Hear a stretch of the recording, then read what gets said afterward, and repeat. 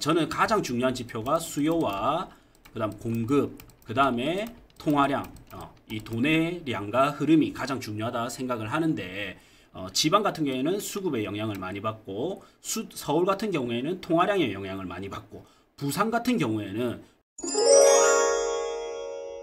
오늘은 이제 제가 저평가 아파트 찾는 방법 대한민국에서 어떻게 보면 저밖에 못한다 해도 과언이 아닐 정도일 것 같은데 이 아파트가 어느 정도면 진짜 이번 바닥 가격이다. 이 아파트 이제 이것보다 더 이상 안 빠지니까 사도 돼. 이런 거 있죠. 이걸 찾을 수 있는 방법을 알려드릴 거예요. 오, 진짜 그런 방법이 있어요? 네. 그걸 알면 너무 좋을 것 같지 않아요? 너무 좋죠. 네. 그러면 이제 더 떨어지는 게 사실 사람들이 제일 걱정이잖아요. 네. 그럼 더 안 떨어진다는 거네요? 그렇죠. 대장님이 말씀해 주신 대로 하면? 네. 오. 네. 그래서 네. 재작년이었는데 작년에 잔금이었어요. 그 대구 아파트를 저희가 이제 추천해 드리는 게 있거든요. 만촌 자이르네라는 아파트예요. 근데 이거는 사도 괜찮다. 더 이상 안 빠진다. 그리고 빠르면 1년 내로, 늦어도 2년 내로는 1억에서 2억 정도는 오를 거다. 이렇게 좀 했었는데 한 3분 정도 사셨던 것 같아요. 근데 2, 3억 정도 올랐어요. 네, 지금도 대비. 그런 단지가 있나요? 지금 또 이제 그 비슷한 단지들은 있죠. 네, 그거는 이제 공포장에서 그러니까 제가 그때 뭐라 했냐면 대구가 오른다가 안 했고 대구에 있는 이 아파트는 괜찮을 겁니다라고 했단 말이에요. 그러니까 우리가 어떤 분은 너무 지역 위주로 좀 설명을 해주시는 분이 있고 또 어떤 분들은 이제 단지 위주로 설명하는데 단지 주변 입지가 좋다 안 좋다는 말할 수 있지만 지금이 저점이다, 바닥이다, 과열됐다 뭐 이런 거를 또 하는 분은 작잖아요. 근데 저희는 오랫동안 투자를 해오면서 이 시장을 보는 경우와 입지와 상품을 보는 경우를 두루두루 연구를 했단 말이에요. 그래서 그거를 다 좀 탁탁 찍어서 말씀드릴 수 있었던 겁니다. 그래서 그 오늘 내용 이제 알려드릴 거고 그리고 나서 이제 질의응답 해드릴 겁니다. 그래서 혹자는 이제 그런 말을 합니다. 제가 뭐 부산의 해운대 자이를 한창 이야기할 때 대장님 해운대 자이 들고 있는 거 아니냐. 뭐 그 다음에 해운대 롯데캐슬 스타를 한창 이야기할 때 또 그쪽에 들고 있는 거 아니냐. 뭐 이런 이야기를 하는데 그게 아니라 그리고 네가 얼마나 잘났길래 도대체 이런 아파트 단지까지 이렇게 유튜브 상에서 언급을 할 수 있느냐. 이런 말들을 좀 많이 들었거든요. 근데 그거는 제가 이제 오랜 노하우를 통해서 데이터를 통해서 한 번 더 검증해서 이제 이 정도면 괜찮겠다라고 저평가 구간을 찾은 거예요. 그래서 좀 더 자신 있게 말씀드릴 수 있었던 거거든요. 자, 그거를 알기 위해서는 원리를 알아야 됩니다. 그냥 뜬금없이 내 감각으로 그냥 이런 것 같아. 이거는 안 맞잖아요. 그래서 원리를 알아야 되기 때문에 제가 하나 좀 보여드릴게요. 제 비공개 노트거든요. 저는 투자를 하면서 정말 많이 실패도 많이 해요. 정말 많이 물려봐요. 물려요. 일부러 물리는 게 아니고 그거는 이제 건수가 많다 보니까 이제 잘 되는 것도 있는 반면 안 되는 것도 있고. 근데 저는 이런 경우 있잖아요. 저는 투자하면 100% 성공했습니다. 뭐 90% 이상 성공했습니다. 이런 거는 조금 안 맞는 게 한 건 투자해서 하나 성공하면 100% 성공한 거잖아요. 그런 것보다는 많은 경험을 해가지고 실패했을 때는 어떻게 해야 되고 성공했을 때는 어떻게 해야 되고 이게 진정한 좀 성장이라고 생각을 하고 경험이라 생각을 하거든요. 이거는 뭐냐면요. 제가 보세요. M0 이거 통화량입니다. M0 본원 통화, M1, M2 해가지고 이 세 개는 통화량을 이야기합니다. 통화량을. 그 다음에 여기는 소득 증가율을 이야기하고 요거는 최저임금 증가율입니다.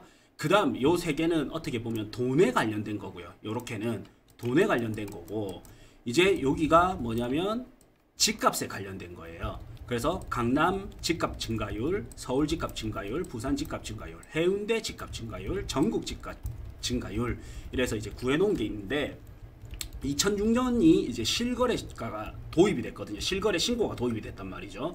그래서 많은 데이터는 부동산은 2006년을 기준으로 좀 많이 합니다. 그리고 이제 이런 통화량이라든지 최저임금이라든지 소득이나 이런 거를 좀 하기 위해서는 가장 이제 좀 신뢰도 있는 최신 데이터가 23년까지인데, 그래서 2006년부터 23년까지거든요. 이거는 여러 우리 시청자분들, 수강생분들은 보면 좋겠지만, 저는 저희 방송을 사실은 강사님들도 많이 봐요. 그래서 다른 강사님은 좀 안 봤으면 좋겠는데 뭐 보면 어쩔 수 없죠. 그래서 왜냐면 워낙 여기에 이제 핵심이 담겨 있습니다. 자, 그래서 보면 자, 우리는 궁금한 게 일단 전국 집값 증가율이 어떻게 될지 궁금하잖아요. 근데 제가 찾고자 하는 건 뭐가 있냐면요. 이 아파트는 도대체 얼마까지 올라갈 수 있을까? 궁금하지 않아요? 그래서 이 정도면 내가 충분히 상승했으니까 이제 팔아야 될 것 같아. 그리고 이 아파트는 얼마까지 빠질까? 이 정도 빠졌으면 많이 빠졌으니까 이제 사도 되는 것 같아. 이거를 저는 너무 찾고 싶어가지고 이거에 대한 연구를 엄청나게 해왔거든요. 그래서 이제 집값과 이거에 영향을 많이 미치는 상관지수가 가장 높은 거를 찾아보는 거예요. 근데 전국 집값 증가율이 191.70%입니다. 2006년부터 23년까지. 그리고 요거랑 M2 통화량 있죠. M2 통화량과 전국 집값 증가율이 완전히 일치합니다. 191.70%. 그래서 M2 통화량보다 집값이 낮았다. 증가율이 낮았다. 그러면 집이 저평가한 겁니다. 집값이. 근데 M2 통화량보다 집값 증가율이 높았다. 그러면 집값이 고평가한 겁니다. 이걸 통해서 내가 쪽집게처럼 탁탁 찍어내지는 못하지만 뭐를 알 수 있냐면 지금 돈의 화폐 가치보다, 그러니까 화폐 증가율보다 집값 증가율이 떨어지니 지금 사도 되겠다. 혹은 이제는 과열됐으니 팔아야 되겠다. 이거를 좀 어느 정도 유추해서 뽑을 수 있는 거예요. 그래서 저도 처음에는 아파트 경매부터 시작했지만 결국에는 이런 경제 공부를 해야 되고 그 수많은 경제 공부 중에서 화폐 이론에 대해서 조금 아셔야 되는 거예요. 그래서 일단 가장 상관지수가 높은 게 전국 집값과 M2 통화량이 가장 높았고요. 그 다음에 이제 전국 집 중에서도 서울이 특히나 비싸고 지방은 좀 더 저렴하잖아요. 그래서 서울 집값하고 또 비슷한 게 뭐가 있냐면 M1 통화량 증가율이 조금 비슷합니다. 물론 이제 서울이 이제 일부 반등을 23년에 일부 반등을 하면서 조금 더 높기는 한데 얼쭉 상관지수가 굉장히 비슷하고요. 그 다음에 소득 증가율은 100%밖에 안 되는데 집값은 이 당시에 같은 기간 동안 231%가 올랐으니까 내가 소득만으로 집을 사기에는 결국 힘들 수밖에 없는 거죠. 그리고 굉장히 흥미로운 점은 뭐가 있냐면 최저임금 증가율하고요. 집값 증가율하고 얼쭉 비슷합니다. 그리고 전국 집값 증가율보다는 최저임금 증가율이 더 높아요. 그래서 제가 또 다른 강의 때 보면 최저시급 증가율하고 그 다음에 아파트 증가율 이런 거 막 비교해서 보여드릴 때가 있는데 굉장히 이거는 상관지수가 높다라는 거예요. 그래서 최저임금 증가율이 왜 집값에 영향을 미치는지는 제가 이렇게 좀 제 나름대로 연구해 놓은 게 있는데 이거는 다음에 또 시간이 된다면 좀 알려드릴 거고, 오늘 알아야 되는 거는 뭐냐면 M2 통화량 증가율과 전국 집값 증가율은 상당히 비슷하구나. 그 다음에 이제 M1이 뭐냐면 내가 당장 가볍게 바로 빠르게 쓸 수 있는 돈이 현금 같은 돈이 M1이거든요. 이런 거는 뭐 단기 채권이나 뭐 이런 거 적금 이런 걸 합친 게 이제 M2고요. 그래서 M1이 변동성이 더 큽니다. 그래서 M1 증가율만큼 이제 서울 집값 증가율이 많이 영향을 받는구나. 그래서 왜 그러냐면 제가 이런 말을 많이 합니다. 서울은 유동성의 영향을 많이 받는다. 즉 이제 돈의 영향을 많이 받는다. 그 이유가 뭐냐? 부산 사람도 만약에 제가 항상 물어보는 게 20억이 있다. 20억이 있다면 만약에 강남콩님이 20억이 있으면 10억으로는 부산에 집을 살 거 아니에요. 그럼 남은 10억으로는 어디 집 살 거예요? 보통은 서울 집을 봅니다.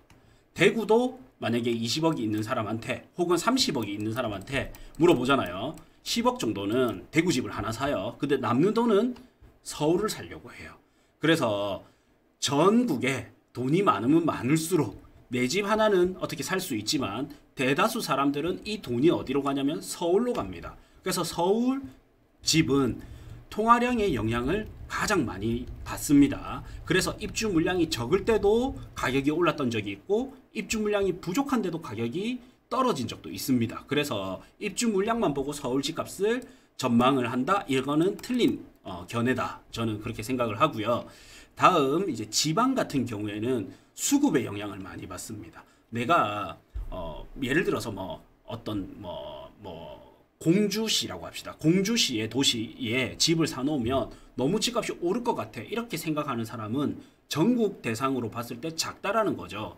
그러면 그런 이제 특정 도시의 집값이, 지방 같은 경우에 집값이 오르려면 결국에는 공급량보다 수요가 많을 때는 집값이 올라가게 되고 이제 수요보다 공급이 많을 때는 집값이 하락하게 된단 말이죠. 그래서 지방에 갈수록 저는 가장 중요한 지표가 수요와 그다음 공급, 그다음에 통화량, 이 돈의 양과 흐름이 가장 중요하다 생각을 하는데 지방 같은 경우에는 수급의 영향을 많이 받고 서울 같은 경우에는 통화량의 영향을 많이 받고 부산 같은 경우에는 저는 통화량이 한 60% 이상, 한 6대 4, 한 70%, 그 다음에 이제 수급이 한 40% 이 정도인 것 같아요. 그래서 어떻게 보면 부산 투자가 다른 지역보다는 좀 더 힘든 것 같습니다.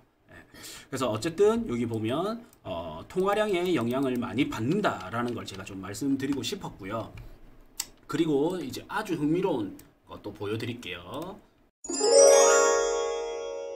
부크TV 월 12,000원 멤버십에 오시면 직접 데이터 분석을 통해서 추천 아파트, 추천 토지, 추천 건물 꾸준히 올려드리고 있습니다. 지역은 부산, 서울, 경기도, 대구 이렇게 골고루 올려드리고 있기 때문에 요거 한 달만 하고 끊으셔도 되니까 필요한 분은 꼭 보시길 바라겠습니다. 고정 댓글 확인해 주시면 저희 신규 강의 현장 답사 참여 가능하니 고정 댓글 확인 부탁드리겠습니다.